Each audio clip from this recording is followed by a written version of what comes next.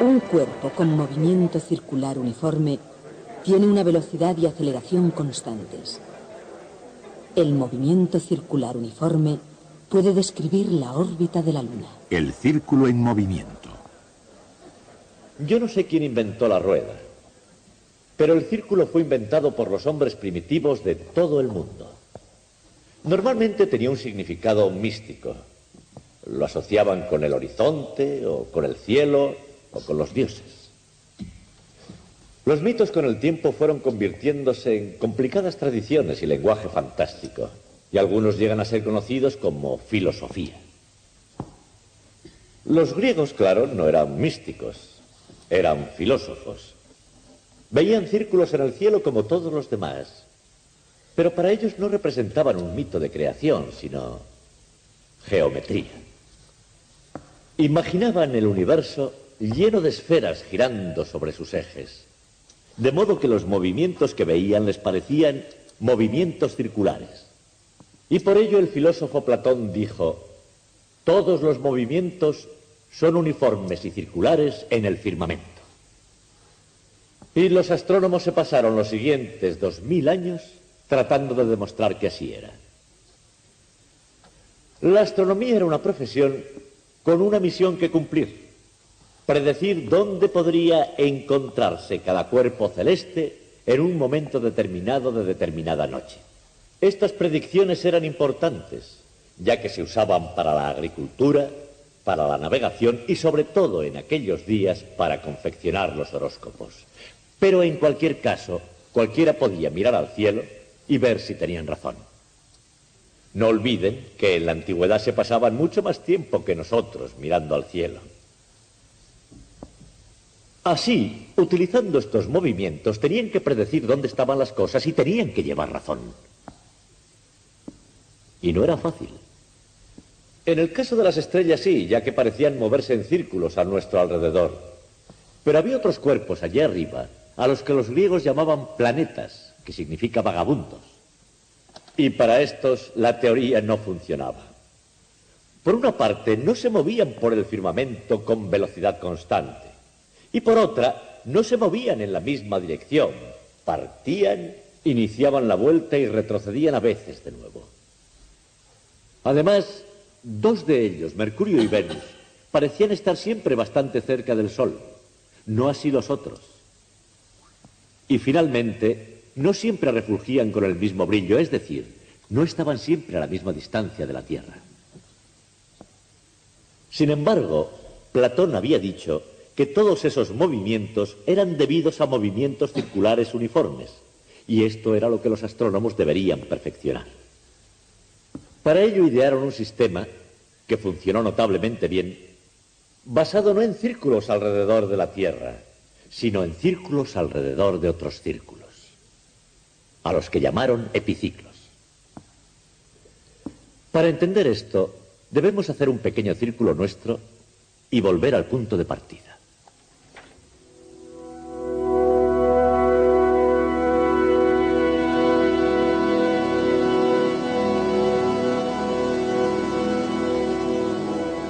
Es probable que todas las culturas antiguas hayan descubierto el círculo. Los nativos americanos adoraban el sol caminando en círculos simbólicos a su alrededor. Los hindúes advirtieron lo que parece ser el movimiento circular del firmamento, tal como lo hicieron los indios quechuas del Perú y los primeros astrónomos japoneses. Las formas y formaciones celestes se convirtieron en modelo para las estructuras terrestres. Algunas de las primeras construcciones de Mesopotamia, del año 5000 a.C., tenían planta circular. Hasta una mano primitiva puede trazar círculos. Y si bien se puede expresar en el más sofisticado lenguaje matemático, el concepto sigue siendo relativamente sencillo. El vector, desde el centro a cualquier punto de un círculo, tiene siempre la misma longitud. Esta sencillez forma parte de su atractivo. Partiendo de ideas sencillas brotaron magníficas estructuras, proliferaron imágenes que luego fueron más elaboradas y embellecidas. La forma circular que encontramos en la antigua Stonehenge, por ejemplo. Los humanos imitaban la naturaleza. Y ésta, a su vez, parecía imitarles a ellos. La decoración se hizo función, y la función seguía una forma.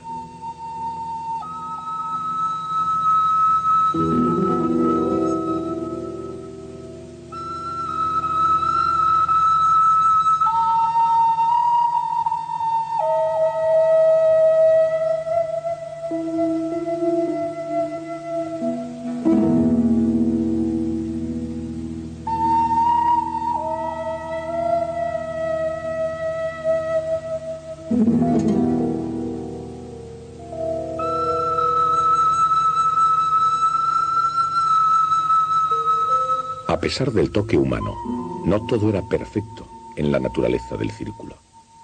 A veces es verdaderamente necesario volver al tablero de dibujo.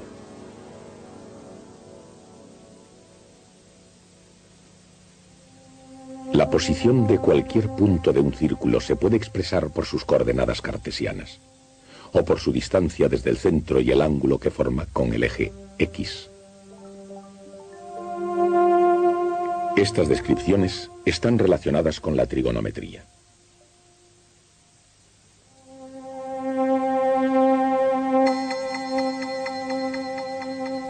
Para cualquier persona con talento para las figuras, el círculo es un símbolo poderoso, inherente al universo y a la mayoría de las civilizaciones.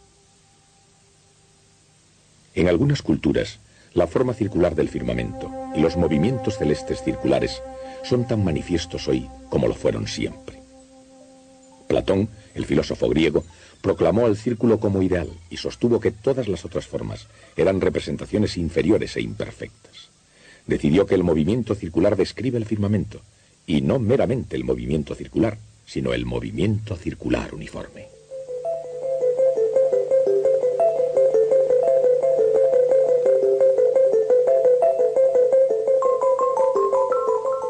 Cada cuerpo celeste sería un punto moviéndose en un círculo a ritmo constante. Visto de otro modo, el vector forma un ángulo que crece a ritmo constante. Ese ritmo, omega, se conoce como velocidad angular del objeto. En cualquier instante t, el ángulo θ es igual a omega t. En una vuelta, el objeto recorre 2π radianes en un tiempo t mayúscula. Por lo tanto, la velocidad angular es 2π dividido por t mayúscula.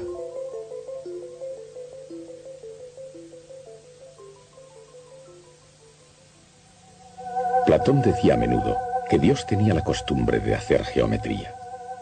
Probablemente ese es el motivo por el cual sus ideales de la perfección y del universo en armonía pulsaron una cuerda que encontró respuesta en los eruditos y místicos durante siglos.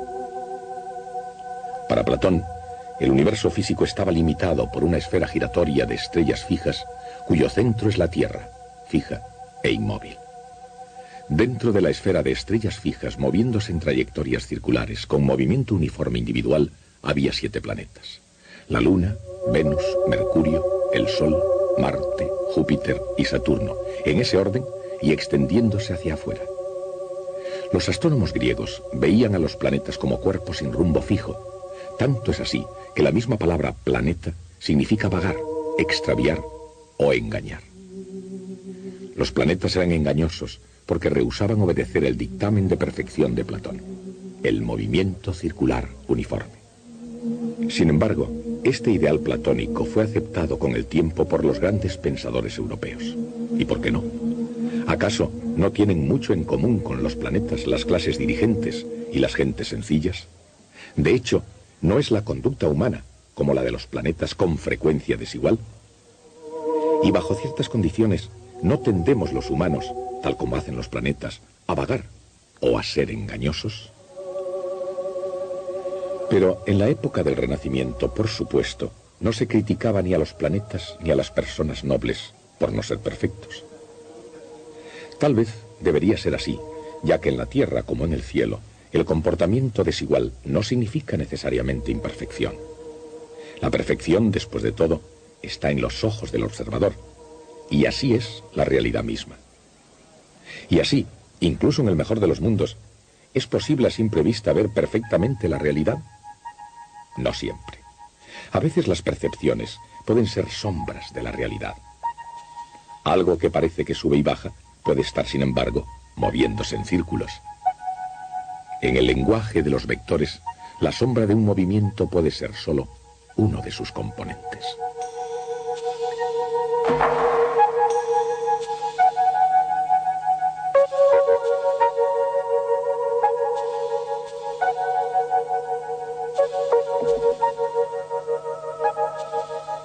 El movimiento circular tiene realmente dos componentes separados.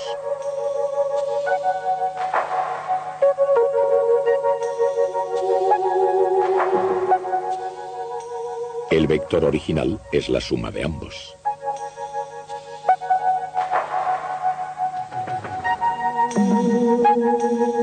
Y por ese motivo el movimiento circular puede ser expresado por una ecuación vectorial.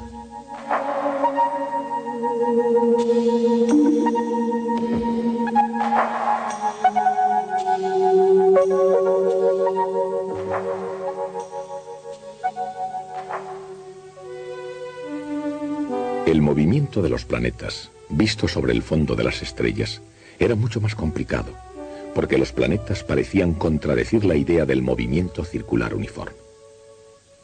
Los seguidores de Platón crearon modelos teóricos de movimientos planetarios.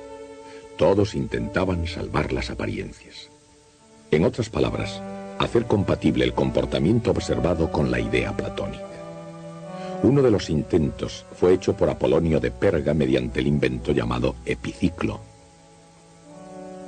Los planetas se movían en pequeños círculos ligados a un círculo mayor que también giraba. Al círculo mayor se llamó deferente y al círculo pequeño epiciclo.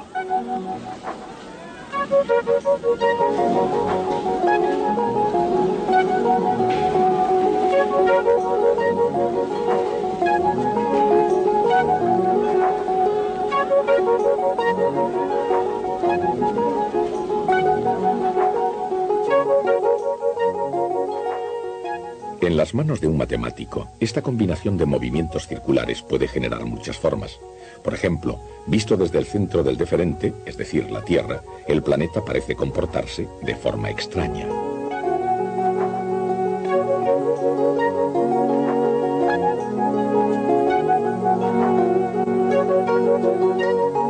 Si el deferente y el epiciclo giran con velocidades iguales, la figura es otro círculo cuyo centro está desplazado de la posición que ocupa la Tierra.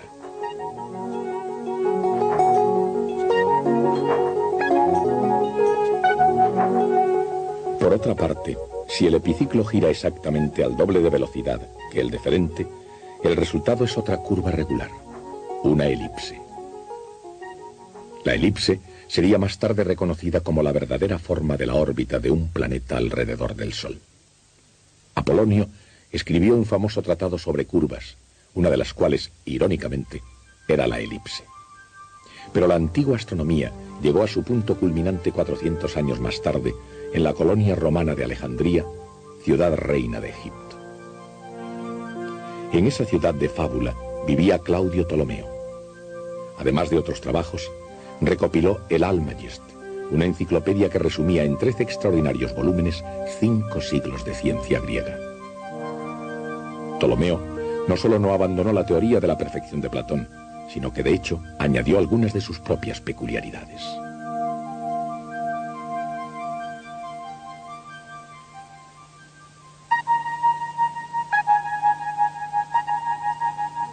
Por ejemplo, los deferentes de los planetas superiores, Marte, Júpiter y Saturno, no giraban con ritmos uniformes alrededor de sus centros, y adoptó una órbita oval para Mercurio. A pesar de lo sorprendentes que eran las variaciones de Ptolomeo, estaban perdidas como simples notas esotéricas a pie de página en todo el montón del Almagest. Y por supuesto, estaban también influidas por ese decisivo principio de los astrónomos griegos, un sistema basado totalmente en el movimiento circular uniforme. Las variaciones introducidas por Ptolomeo en la teoría de la perfección de Platón eran relativamente sutiles, pero tuvieron un efecto profundo en Nicolás Copérnico. Queriendo reorganizar el Almagest, Copérnico situó al Sol en el centro del sistema solar. Utilizando epiciclos con liberalidad, se las arregló para salvar las apariencias.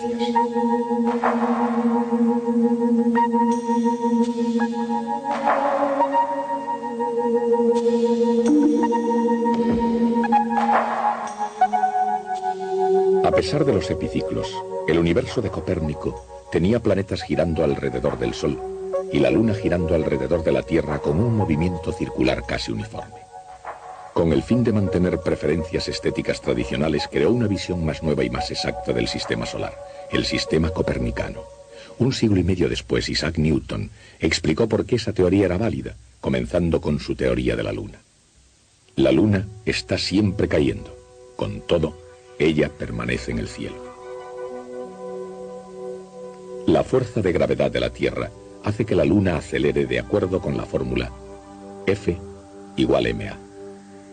Aunque continúe acelerando todo el tiempo, la Luna se mueve a velocidad casi constante.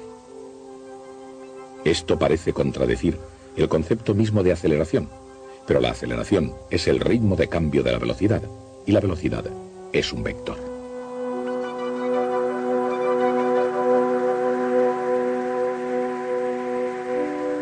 La rapidez es solo su módulo. Un cuerpo puede llevar aceleración incluso cuando el módulo de su velocidad sea constante, siempre y cuando su dirección cambie. Este punto se puede aclarar introduciendo otro concepto, la derivada de un vector.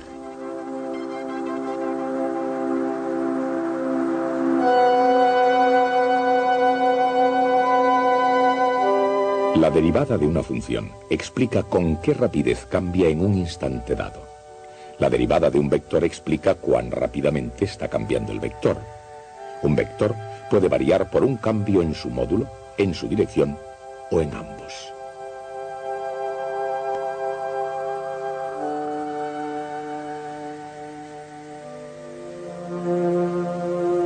El cambio en un vector es él mismo otro vector, el vector v. Aunque es siempre perpendicular a r, efectúa un movimiento circular uniforme.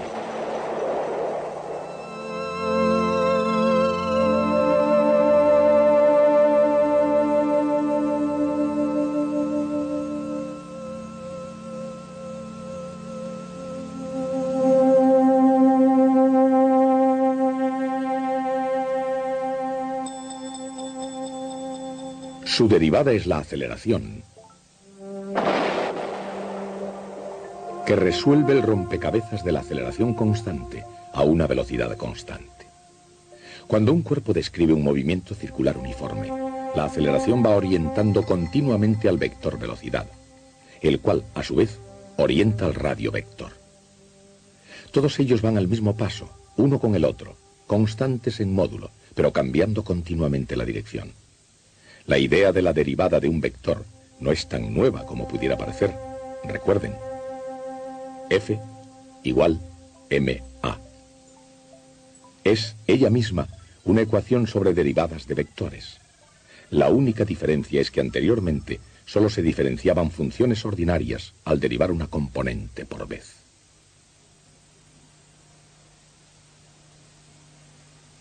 En el movimiento circular uniforme, la velocidad es perpendicular al radio vector y la aceleración es perpendicular al vector velocidad. Así pues, la aceleración tiene la dirección del radio vector, pero sentido opuesto.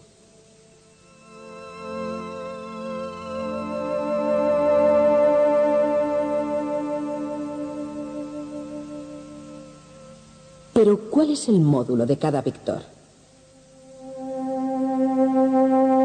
V es igual a omega r.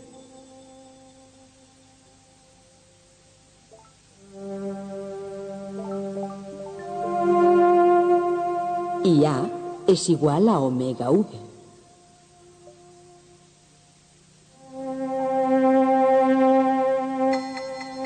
Por lo tanto, A es igual a v al cuadrado dividido por r.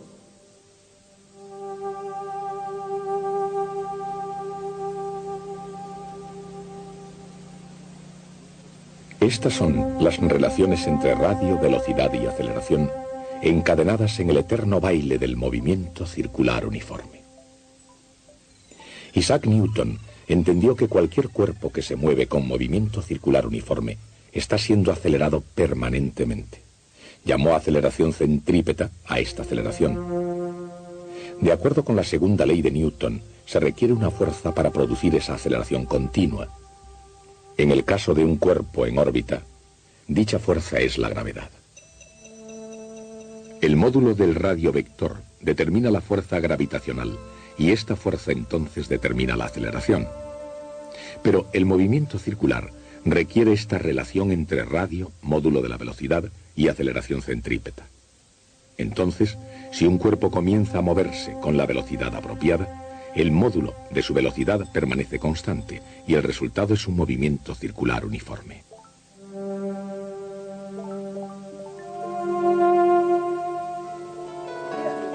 Las teorías de Newton son esencialmente de naturaleza matemática. Mucho se ha dicho de su carácter matemático. Pero, ¿qué se puede decir del carácter y la personalidad del propio Newton? Sus discípulos lo describían frecuentemente como una persona agudamente suspicaz y celosa, frecuentemente sin motivo, y casi siempre excesivamente solitario, de mal genio y rencoroso. Considerando estos rasgos de su personalidad, solo la más original ficción podría describir a Sir Isaac Newton como un jovial camarada. Su temperamento veleidoso difícilmente le hubiera permitido salir vencedor en un concurso de personalidad. No tenía igual entre sus contemporáneos. Era frío, por no decir antisocial, y la historia está casi en blanco de relatos de risas de Sir Isaac Newton. ¿Qué hay para desayunar? ¿Desea su bata, señor? Sí, gracias. ¿Qué hay para desayunar? Bueno, su desayuno favorito, supongo. El desprecio general de Newton por los logros intelectuales de sus colegas, por no decir nada de los del montón, hace que su elección para el Parlamento parezca mucho más sorprendente. Sin embargo, a Newton no le faltó ni el gran amigo ni algunos momentos de frivolidad. Y su personalidad, al igual que su valoración de Copérnico y Aristóteles, puede considerarse con más propiedad un estudio de contrastes. A Newton como hombre no le motivaba el tema fundamental de la mecánica del universo, sino lo que él como científico descubría. Y en relación con sus revelaciones sobre el comportamiento de la Luna, los hechos están claros. Queda lejos la granja donde nutrió su imaginación. Más lejos aún queda el misticismo que llevó a los primitivos a preguntarse sobre el cielo. Un largo caminar por la trayectoria circular, desde el pasado hasta el presente y hacia el futuro.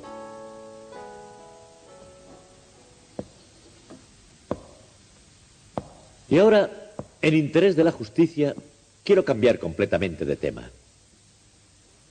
Una de las actividades más atroces cometidas por los gobiernos es la tortura de los presos. Creo que en la actualidad ningún gobierno admite abiertamente esta barbaridad de torturar a los presos, aunque todos sabemos que en secreto seguramente lo hacen. Sin embargo, en tiempos pasados, en la época medieval hasta el Renacimiento, practicar la tortura era totalmente legal, lo cual significa que torniquetes, estacas, potros, instrumentos que estiraban el cuerpo en distintas direcciones, eran artilugios con los que se instrumentaba la política. Claro que el hecho de que fuera una institución legal tenía compensaciones, incluso para las víctimas. Significaba, por una parte, que los ejecutores eran grandes profesionales. En otras palabras, eran capaces, mediante soborno, de ofrecer espectáculos sin causar dolor. Generalmente se hacía para asegurarse de que se preocupaban del pasado antes de que llegase la parte emocionante. Más importante, el hecho de que fuera una institución legal significaba que estaba sujeta a leyes y salvaguardas. No cogían y se llevaban al preso a un cuarto trasero y comenzaban a golpearle como harían hoy. Por el contrario, antes de iniciar la tortura física, para saber el grado que debían aplicar, los físicos deliberaban sobre el caso y decidían hasta dónde podían llegar. Debía pasarse por 2 etapas previas antes de la tortura propiamente dicha. La primera etapa era la mera amenaza verbal de tortura. Como recordarán en el juicio de Galileo, eso fue todo lo que se autorizó. Y en el caso de Galileo, fue suficiente. En la segunda etapa lo que hacían era enseñar los instrumentos. Cogían al preso y lo llevaban a una habitación donde estaban todos los instrumentos de tortura. Era una visión impresionante y casi todas las veces surtía el efecto deseado. Estarán preguntándose por qué les he empezado a hablar de un tema tan extravagante. Pues el motivo es presentarles nuestro próximo tema, que versará sobre el uso de la fuerza. Hasta entonces. En el movimiento circular uniforme, el vector velocidad es perpendicular al radio vector y la aceleración va hacia adentro en la dirección del radio. De acuerdo con la segunda ley de Newton, todo cuerpo que lleva un movimiento circular uniforme está siendo acelerado por alguna fuerza externa. Para un cuerpo en órbita, dicha fuerza es la gravedad.